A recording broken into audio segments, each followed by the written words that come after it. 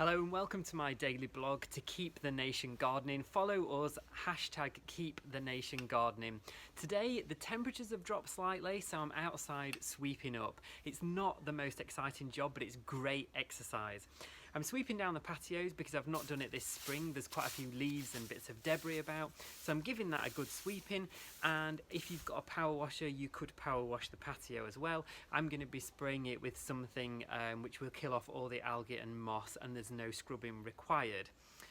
Today we've got a question from Bev, and she's asking, is it too soon to sow tomatoes and to grow strawberries? And I say no, it's the perfect time. It's a great job to be doing indoors. If you want to sow your tomato seeds, you can do them right now, but do them indoors. Harden them off before you plant them outside in around late May.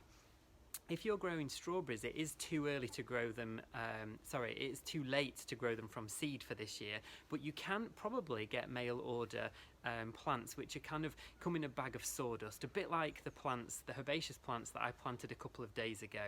They'll come, it's a kind of a load of roots in a bag, put them in some compost or into your veggie plot, water them well, and then within a few weeks you'll get loads of leaves on them. You'll probably get a few fruits this year, but they'll crop at their best next year.